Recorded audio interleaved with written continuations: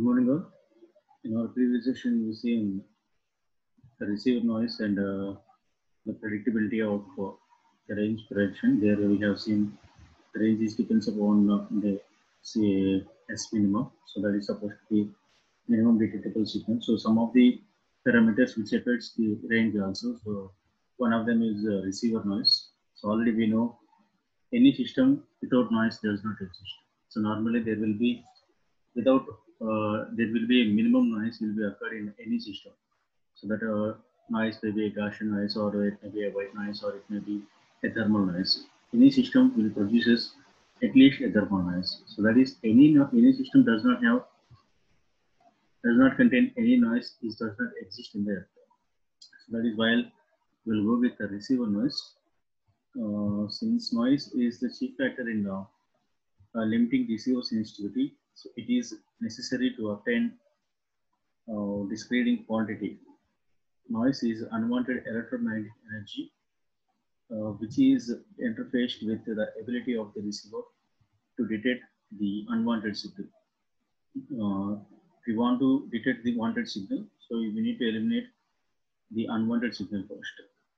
It may be organized within the receiver itself, or it may be entered via the receiver antenna along with the desired signal. If the radar were to operate in a perfectly noise-free environment, so that no external sources of noise accompanied to desired signal, and if the noise itself were so present or so perfect that it did not generate any excess noise, so there would be still exist an unwanted, unavoidable component of noise generated by the thermal motion of the convection electrons in ohmic portions of the receiver input stages. That is called the thermal noise, or this is also known as the Johnson noise. And the value of the thermal noise is directly proportional to the temperature of the ohmic portions of the circuit and the receiver bandwidth. The available thermal noise power generated by a receiver of bandwidth will be indicated in V suffix n. So as we are calculating the bandwidth, it will be in hertz. At the temperature T is given by the available thermal noise is known as the K into T into V suffix n. This is a well-known formula. The thermal noise is equals to K into T into V suffix n, where K is nothing but the Boltzmann's constant. The value of the Boltzmann's constant is 1.38 into 10 power minus 23 joules per degree, and the temperature, we will consider the temperature as 290 Kelvin. So if we consider the formula of the available thermal noise, we know the value of the K, and we know the ideal value of temperature, that should be 290 K. The only unknown value is supposed to be Bm. So now we need to concentrate on the bandwidth Bm. So that's so from this definition already we know that so noise nothing but this is what the unwanted signal. So that is, if you want to know, if you want to extract the wanted signal, first of all we need to eliminate the noise from that signal. And as we already said, that there will be no system without any noise. So at least there will be a thermal noise in receiver. Also it contains a thermal noise. That thermal noise formula is nothing but K into T into B. K is nothing but Boltzmann's constant, and T is the temperature, and Bn is the bandwidth. So from the formula already we know K value, that is nothing but 1.38 into 10 power minus 23 joules per degree, and T will take as 290 Kelvin. Normally it is in room temperature, that is 290 Kelvin. And the unwanted signal, the unknown parameter from the formula is nothing but B suffix n, that is supposed to be bandwidth. A receiver with reactance input such as a parametric amplifier need not have any significant of ohmic classes. The limitation in this case is the thermal noise seen by the antenna and the ohmic classes in the transmission line. For radar receivers of superheterodyne type is nothing but the type of receiver used for most of the applications.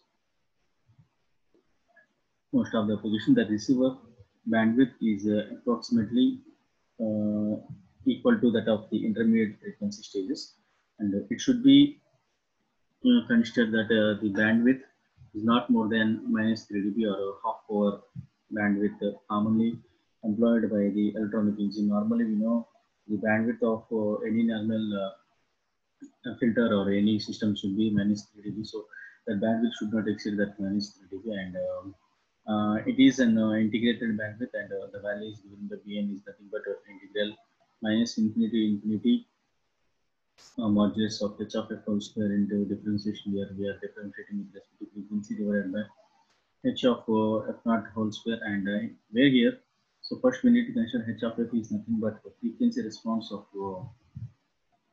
the IF amplifier, and f naught is nothing but the frequency of maximum response.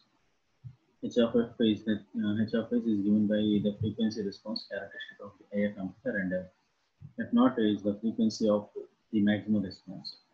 When h of f is normally to unity at big band, that is supposed to be maximum response frequency, h of f naught, that should be value will be equals to 1. The bandwidth Bn is called the noise bandwidth, and is the bandwidth of an equivalent rectangular filter whose noise power output is the same as the filter with the characteristics of h of f. The minus 3 dB bandwidth is defined as the separation hedges between the points on the frequency response characteristic, where the response is reduced to around 0.707 from its maximum value. The minus 3 dB have bandwidth is widely used since it is easy to measure. So that is the only reason they are using minus 3 dB in all filters on in all any amplifiers configurations, or while you are calculating any bandwidth. The measurement of the noise bandwidth, however, the complete knowledge of the response characteristics of h of f, the frequency response characteristics of many practical radar receivers are such that minus 3 dB and the noise bandwidth do not differ approximately. Therefore, the 3 dB bandwidth may be used in many cases as an approximation to noise bandwidth. The noise power in practical receivers is often greater than can be accounted by the thermal noise alone. The additional noise components are due to the mechanism other than the thermal excitation of the conduction of electrons. For purposes of the present discussion, however, the exact origin of the extra noise components is not important, except to know that it exists. No matter whether the noise is generated by the thermal mechanism or some other mechanism, the total noise at the output of the receiver may be considered to be equal to the thermal noise power obtained from an ideal receiver multiplied by a factor called noise figure, and the noise figure value is given by Fn is equals to n naught divided by k into t naught into g suffix n into and g suffix a. Here, this is also defined as the noise out of the practical receiver to the noise out of the ideal receiver. So that is, we need to consider two receivers. First of all, we need to consider the noise with respect to the practical receiver, and after that, we need to consider the noise out of the ideal receiver. From that, we know we will get the noise figure, where NA is nothing but the noise output from the receiver, and GA is the available gain. And the available gain will calculate at the standard temperature T naught, and that net value will be around 290 K. According to the IEEE standards, we need to consider the temperature T is equals to 290.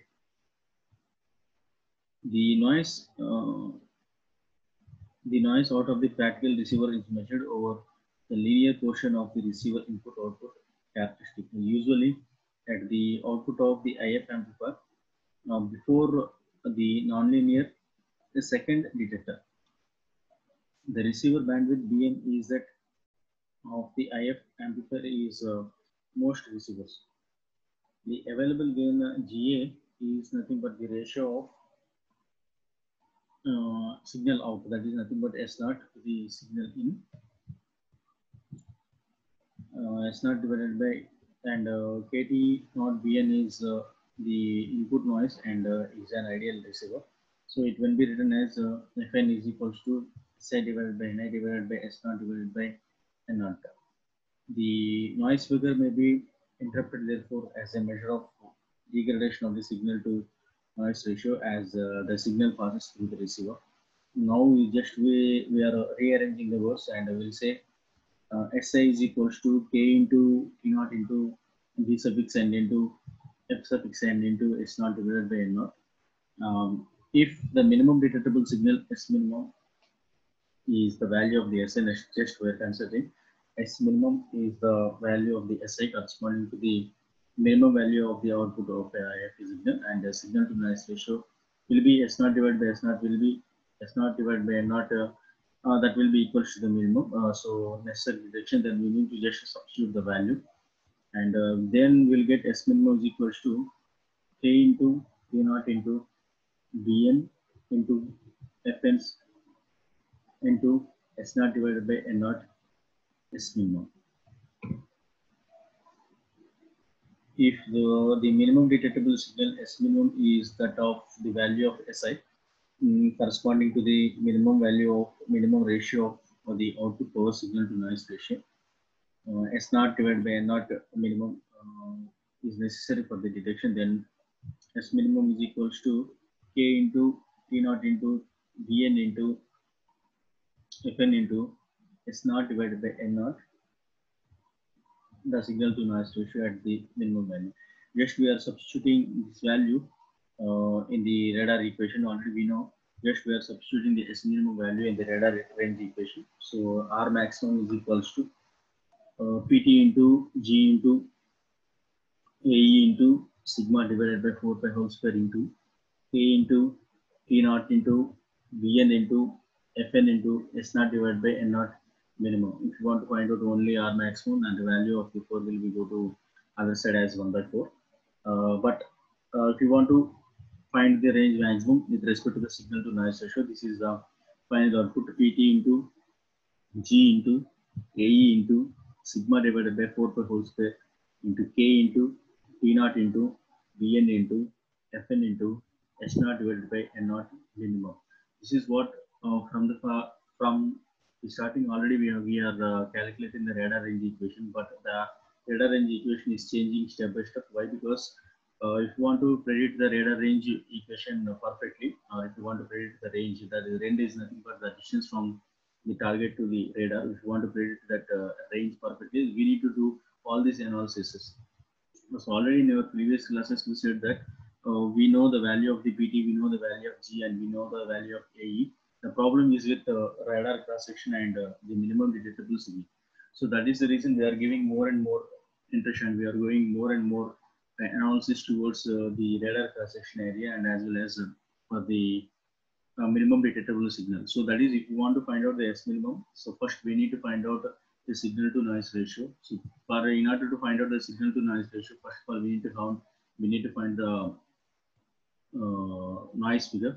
So first noise figure is nothing but, first of all we need to consider the output of noise from the ideal receiver. After that we need to find the noise from the whatever the practical antenna, and we need to have the ratio of a practical antenna to the noise of the practical antenna to the noise of the ideal. Then we will get the S minimum.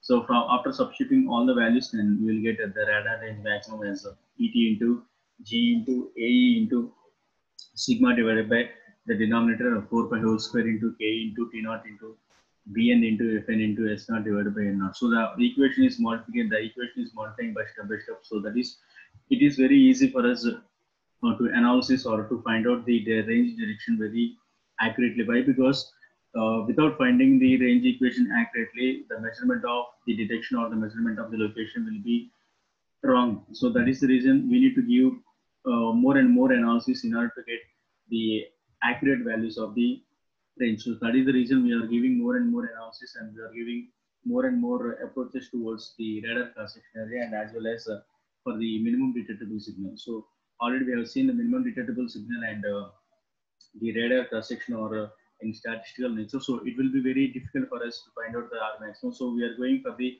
other approaches in order to find what are the minimum requirements or what are the minimum detectable signal that can be in other terms. So that is the reason we are going for the noise figure.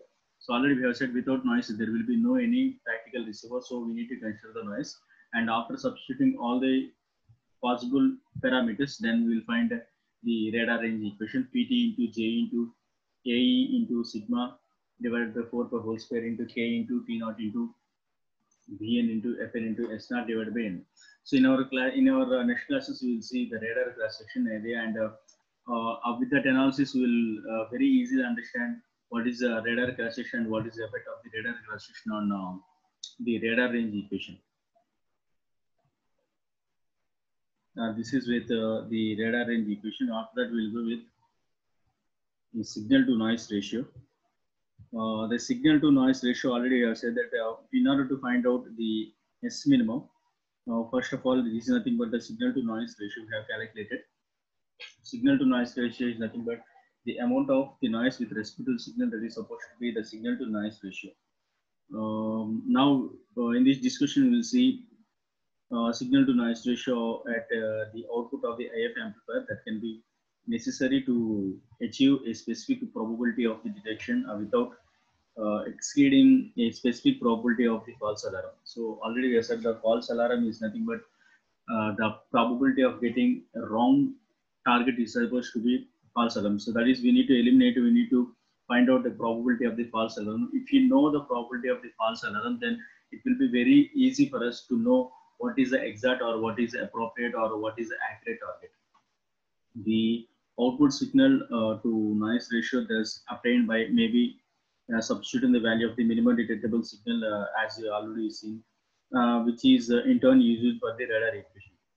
Now we are considering just an IF amplifier that having the bandwidth of VIF, and after that it will be followed by a second detector and a video amplifier which will be followed, and the second detector and the video amplifier are assumed to be to form an envelope detector.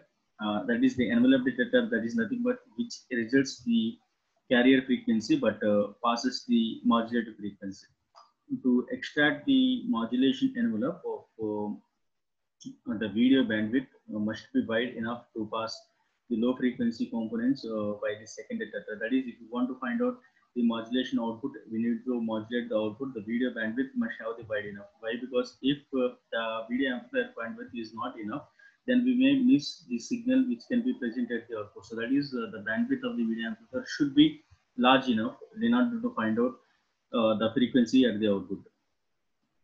The video bandwidth BV must be greater than VIF divided by 2 in order to pass all the video modulation. This is the minimum required condition. The bandwidth of the video amplifier should be greater than half of the bandwidth of the AF amplifier. And most of the radar receivers are used in the conjunction with an operator viewing a CRT display. And to meet this condition may be considered as the envelope detector, either by a square law or a linear detector may be used or assumed. This is the bandwidth. Already we have said that the bandwidth must be less than greater than the bandwidth required half of the and order to be in order to pass on the video. So here we will discuss what are the functions of each and every block in our previous session. IF amplifier, already we have said the IF amplifier will act as an envelope detector, that is, which converts the intermediate frequency, and the signal is amplified into several amplifier series, and most of the gain of the receiver is developed by the IF amplifier series. So next we will go to the second detector, and second detector is a micro receiver, converts the pulses into video pulses. Why? Because the next portion, next block is a video amplifier. So in order to show you the video, so first we need to convert the IF into a video. That will be done by the second detector, and it detects the pulse of the envelope. So envelope, the pulse of the envelope means it shows you the amplitude of the pulse, and after that it will go to the video amplifier. The video amplifier receives the pulses from detector and amplifies these pulses for application to indicating the device. So that is, it will show what are the output of the signal from the second detector and the IF amplifier. And VD amplifier is a high gain amplifier. You need to use a high gain amplifier in order to get a proper output. And VD amplifier has a wide frequency response. Already we have seen it should have the wide frequency response in order to show you a full wide of full range of output. If the frequency response is low, then it will show you it. Then it could not show you a full range of output signal. So it will be a major disadvantage. So that is the bandwidth of the and the frequency response of the VD amplifier should be large enough. Now we'll go with the noise entering the IF filter. It is nothing but the noise entering into the IF amplifier means the term filter and the amplifier are used in interchangeability. So it is assumed to be a Gaussian noise, and this Gaussian noise is given by the probability density function is given by P suffix 3 P of V is equals to 100 by square root of 2 pi sigma naught. It is exponential minus V square divided by 2 into the sin naught. This is nothing but the Gaussian equation. Just we need to remember this formula. This is the basic formula of the noise entering into the IF filter, and whereas P of V is nothing but the property of finding a noise voltage V between the values of V and V plus V naught, and sin naught is nothing but the variance and or mean square value of the noise voltage, and the mean value of the V is taken as to be 0 if the Gaussian noise were passed through a narrow IF filter. That is supposed to be one whose bandwidth is small when compared to the mid frequency. The probability of the density of the envelope of the receiver noise output is shown by these can be defined as P of R is equals to R divided by sin naught into exponential of minus R square divided by C into sin naught. These are all the Gaussian noises with respect to the IF filter, and where R is the amplitude of the envelope of the filter, and the probability that the envelope of the noise voltage will lie between the values of V1 and V2. So that is the probability.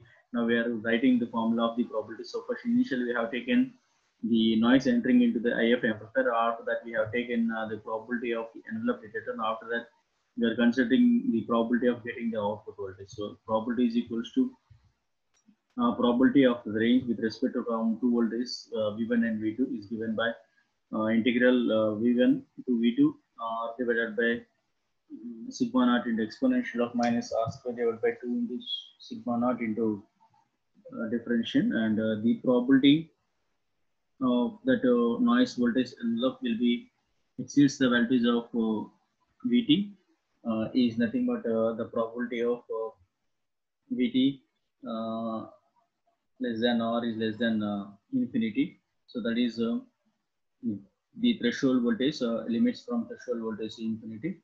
R divided by sigma naught into exponential of minus R square divided by 2 into sigma naught into dr, and by some calculations we will get that value as exponential of minus Vt whole square divided by into sin naught, and that will be equals to probability of FA, for that is supposed to be false alarm. Now, false alarm is nothing but already we have seen the false alarm is the probability of getting a wrong output. So false alarm means it shows you some output at the output, but this is not the output. I mean, this is not the target. So that is, we need to eliminate the false alarm as early as possible in order to get the output very accurately. So this is the probability, that is the range which is lies between the threshold voltage to the infinity. That is supposed to be probability of the noise.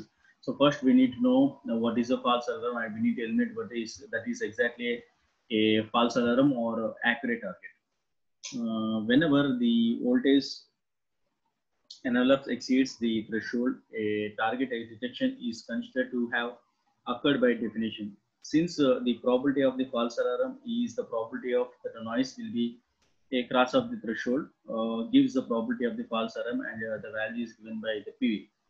The average time interval between the crossings of the threshold by noise alone is defined as a false alarm. That is but the time taken for the false alarm, and the value is given by T suffix A.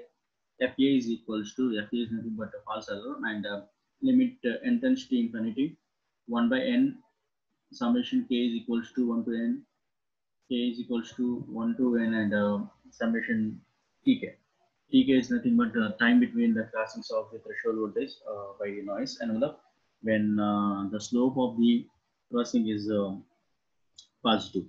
And the false alarm probability may not define the as the ratio of as a ratio of the time the envelope is actually above the threshold to the total time it could have been above the threshold value. That is, the value is given by P K is equals to sigma K is equals to 1 to n to KT divided by and sigma n is equals to sigma of a summation K is equals to 1 to n Tk. And after getting all these, we'll get some formula. The formula is given by P suffix Tr is equals to 1 by F, 1 by 2 into 1 minus error into Vt minus R divided by 2 into sigma naught plus exponential of minus Vt minus A square divided by 2 into all these are nothing but these are all some approximations. We need to get some exponential. This cannot be evaluated by simple means, and numerical techniques or a series of approximations must be used to find out use this, and series of approximations will be valid for the range R is equals to A divided by sigma naught, which is the value very greater than 1, and if A value is very greater than R minus A, and in terms of A power minus 3 will be neglected, and we will have some analysis, and further after that we will get some error signal, and this error signal is nothing but E suffix R and Z is equals to 2 divided by root pi into that value is moving from 0 to Z, and E power minus V A minus U square divided by du, and graphically illustration of the process threshold detection is the progression of the density noise equation, and the equation is plotted along with the signal to noise ratio there. And after that we will get, if we to find out the A divided by signal amplitude to the RMS value, RMS noise voltage, and that value is given by square root 2 into RMS signal voltage divided by RMS noise voltage, and that will be equals to 2 into signal noise power divided by noise power whole power 1 by 2, and that will be equals to 2 into S divided by N whole power 1 by 2. And we shall replace that value with using the above relationship. The probability of the detection is known as a function of the signal to noise ratio with the probability of the false alarm as a parameter. Why? Because we are considering most, why we are depending on the motion of the false alarm is, if we eliminate the false alarm, then we'll have the probability of getting the exact output. So that is the reason we need to find out exactly where the false alarm will occur. So this is what the analysis should be taken in order to minimize all the analysis, and in order to find out the false alarm, we need to follow all these steps. Just we need to remember all these formulas, and in order to find out, and in order to analyze all this, we have some series of functions, and it will be very difficult to analysis. So, but it has some practical approaches, and it has the systems, and all these actions will be performed by the system itself, and it will go and it will give you the probability of the false alarm there. Both the false alarm time and the detection probability are specified by the system requirements, and the radar designer computes the probability of the false alarm, determines the signal to noise ratio. This is the signal to noise ratio that is used in the equation for the minimum detectable signal. So already we have seen in the last classes. The signal to noise ratio applied to a single pulse. There are several interesting facts. At first glance, it may seem that the signal to noise ratio required for the detection of the higher than the decided, even for the probability of the detection is 0.50. One might be inclined to say that so long as the signal is greater than the noise, detection should be accomplished. Such reasonings or such reasons or may not be correct when the false alarm probability is probably taken into account. Another interesting effect to be noted is that the change is only 3.4 dB, and the difference between the reliable detection and the marginal detection is more when compared to the values of the detection techniques. So in this session already we seen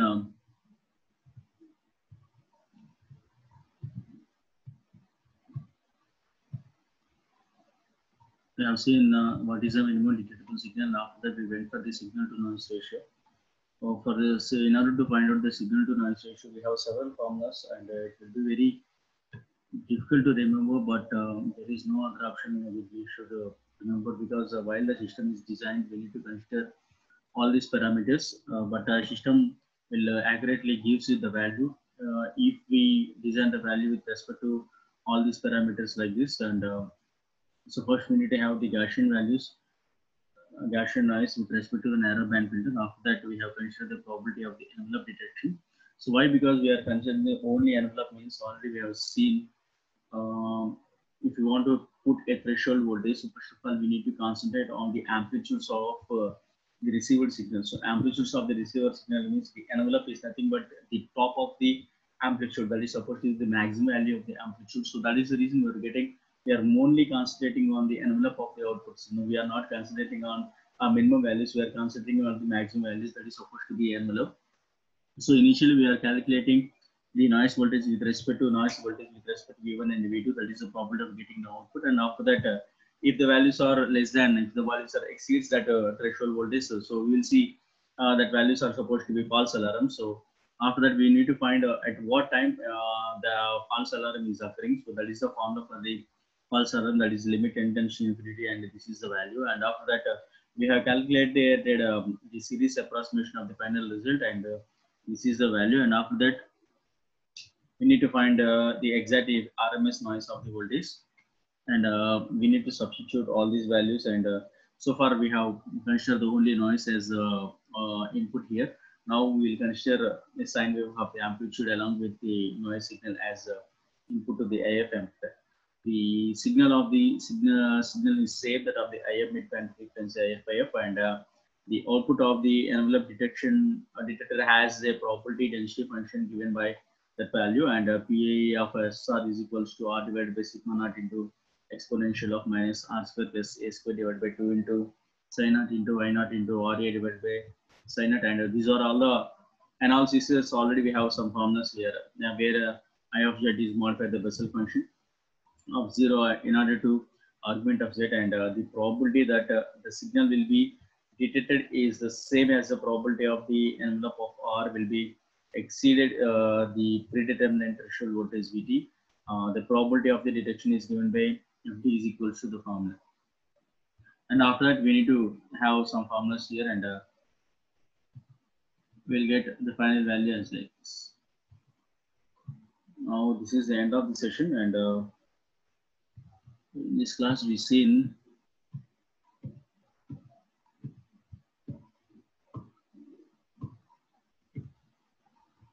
receiver noise, and after that, we have seen signal to noise ratio.